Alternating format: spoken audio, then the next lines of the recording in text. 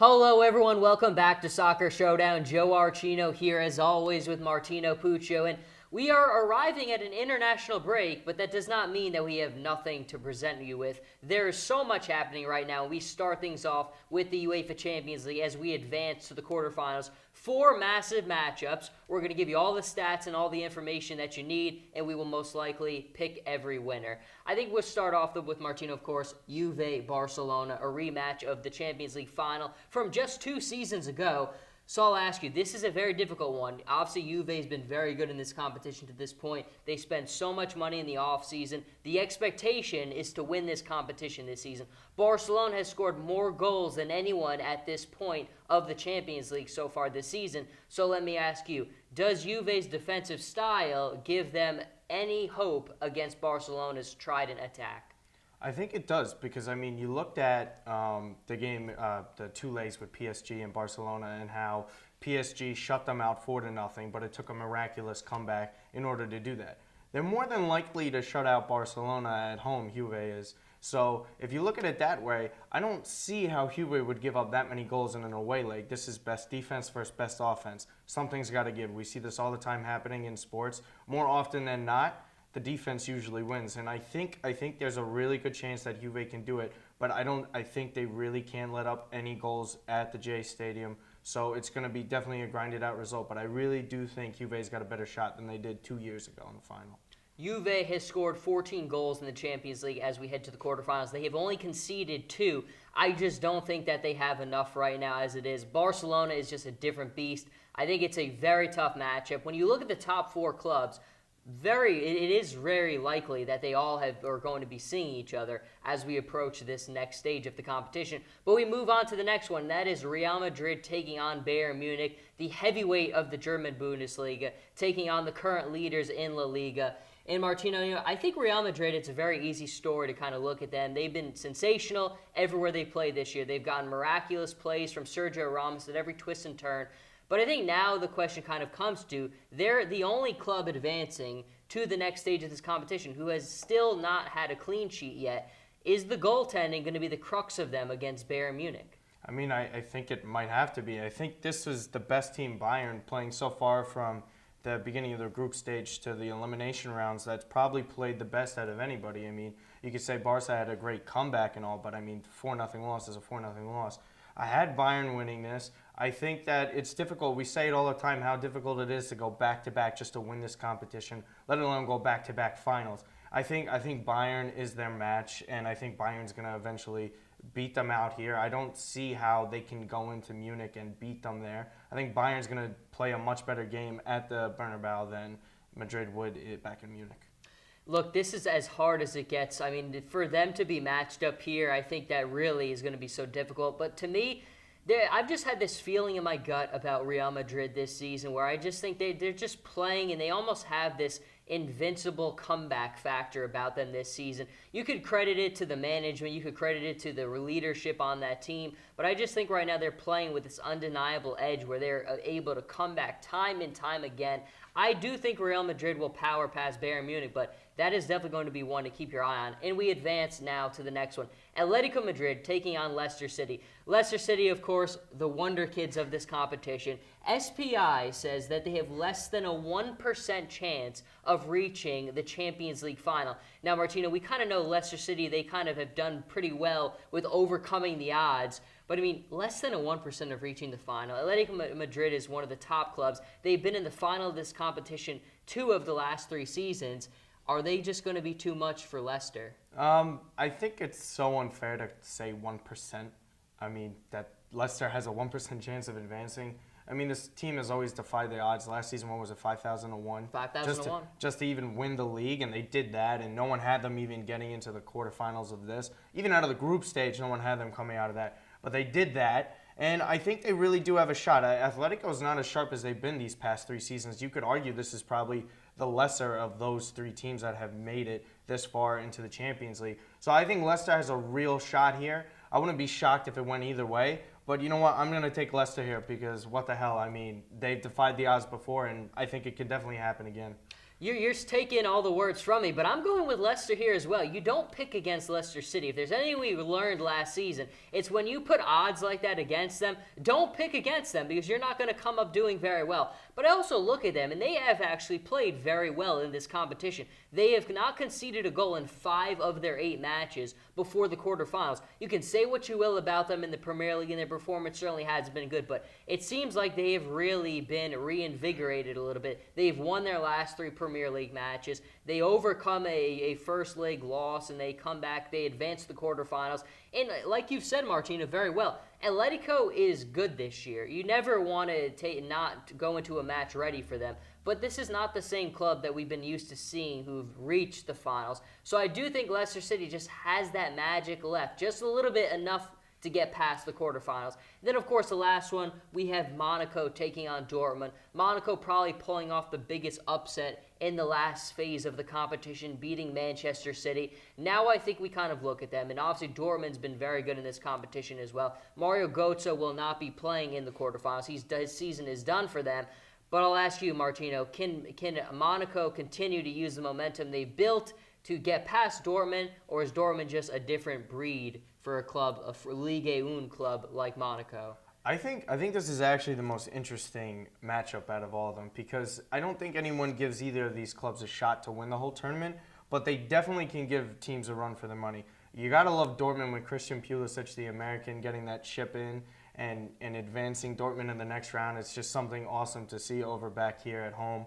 And Monaco too. You usually thought they were just going to be the team that spent tons of money when they got Falcao and James Rodriguez, but now it's turned into this young team who just has nothing to lose, and I think that's something scary to play against. Like, same thing with Leicester. They have nothing to lose. You don't want to play them. Buffon said that. So I think 2 teams like this that have nothing to lose and they just playing for fun, it seems, I think it's going to be a good matchup, but I think I'm going to take Dortmund because of their pedigree. They've been there. They've had players that have been there and had success and gone to the final like they did a few years ago against Bayern. So I'm going to take Dortmund in this one.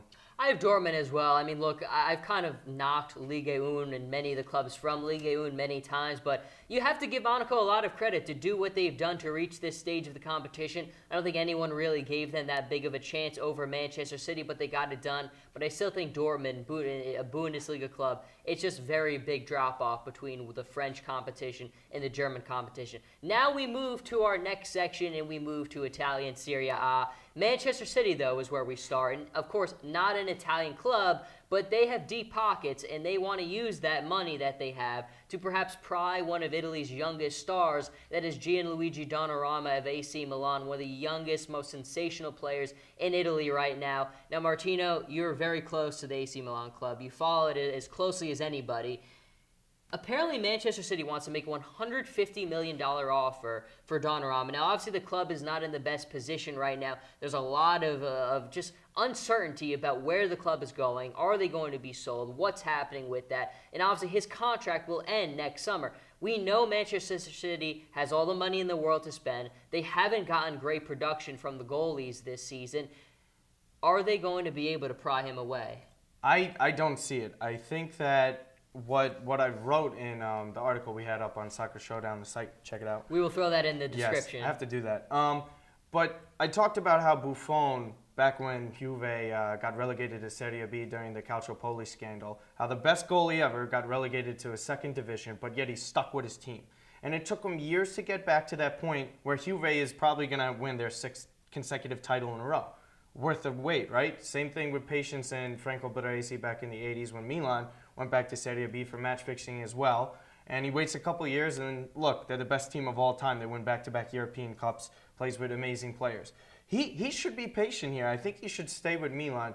After, we're going to be talking about this in a second, how Italy is going to be able to have 4 clubs going to the Champions League now, starting the 2018-2019 season, I believe.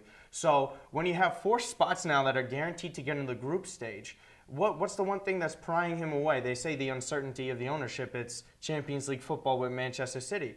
But if Milan's improving this much, and say they get some money and transfer money to bring in more players, it's looking like they can get the top 4 no problem. They're going to be able to go in the Champions League and compete for cups and titles like that. So I think he has to be patient. He's just 18. He has his whole career to win a bunch of trophies. I think making a move right now, this young, at his age, I don't think it's in his best interest to do that, even with the uncertainty of ownership. You kind of set me up back there, so let's go right into it. Italy, of course, will have 4 Champions League spots in the 2018-19 UEFA Champions League competition. Now, obviously, we kind of have looked, and it seems like Serie A has been missing a little bit of depth in this competition the last few seasons. Now they have 4 spots guaranteed. What does it mean?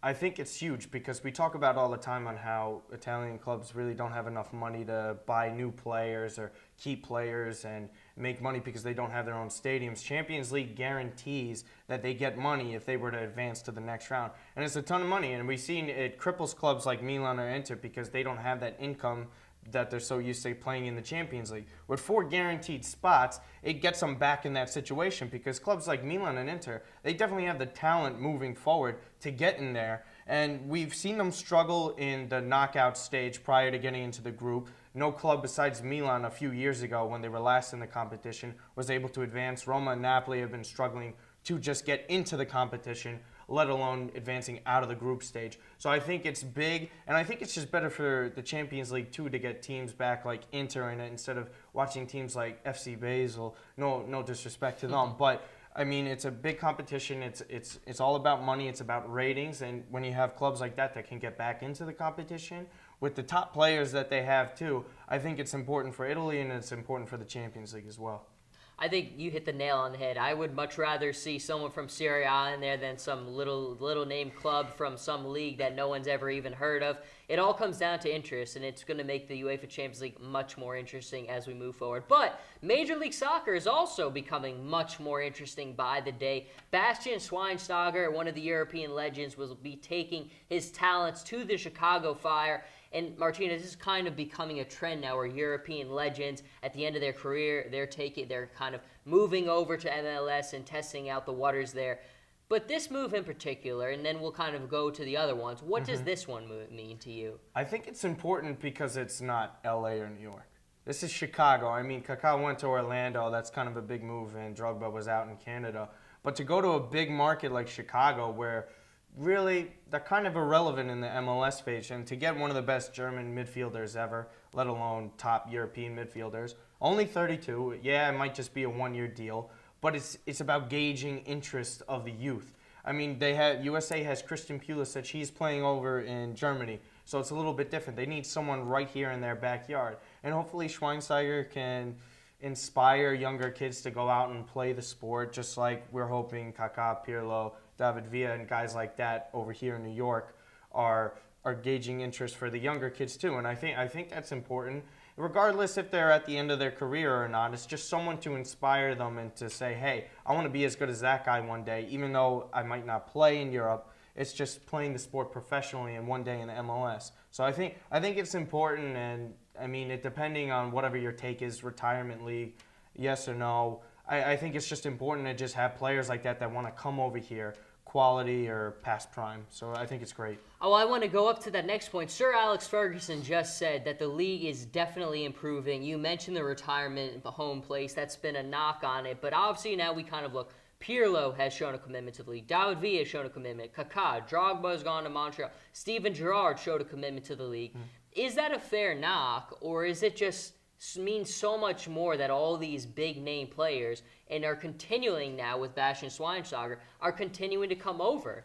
I mean, you could even make the argument that Sebastian Giovinco came over in his 20s. So, I mean, I don't think it really makes that much of a difference. He's the best player in the league by far, and he's shown it these past couple seasons. So that's a guy that was dubbed the next Del Piero. I know, obviously, he didn't even live up to half the hype. But still, it's someone like that much talent came over to the league over here, made a commitment to it, and takes it very seriously, obviously. So, I mean, even David Villa, there's a lot of passion in the clubs this year. I mean, Atlanta United, we've seen it. They've just started a couple games into their club's history, and they're selling out games, and they have thousands of people showing up. So obviously Fergie's right when he's saying the MLS is improving, and that's all you can hope. I think the growth rate of ratings and fan interest is just going to keep on going up. Every single year there's competitions because you see it going up in World Cup years. ESPN has the games, so everyone's watching the games. They're interested in those players, so they're growing more familiar with players there, and they're going to be more familiar with the players that are in the league right now as well. We will move to our final segment on today's show, and that is, of course, the 2017 International Champions Cup. It is as star-studded as you can get when you look at the number of big-name clubs. Our little graphic up on the screen will kind of show you all the clubs who are participating in it, but we will have a Manchester Derby in the United States, as well as El Classico in the United States. You look at all these big-name clubs, Martino, obviously, who have invested in the United States, have invested in this competition year after year. What do you think it says about the continued growth of soccer within the United States? I think it shows that they're really hitting home on the youth, and I was just talking about it just before. The MLS ratings from the 2015 to 2016 season were up 25% from the year before.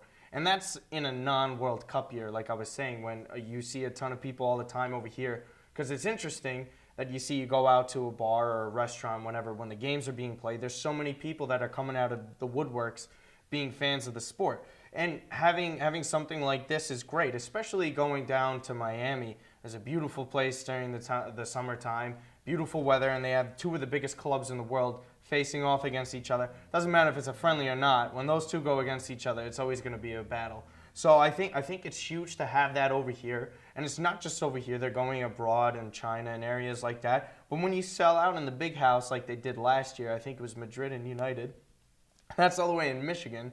Think about what you're going to do in places like Miami or New York or Harrison, New Jersey or Foxborough, Massachusetts.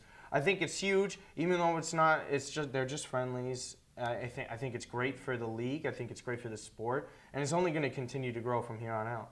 That is going to do it for this episode of Soccer Showdown. Joe Archino here as always with Martino Puccio. You can catch us at soccershowdown.net. But until the next time, everyone, Jersey Joe and Martino signing off.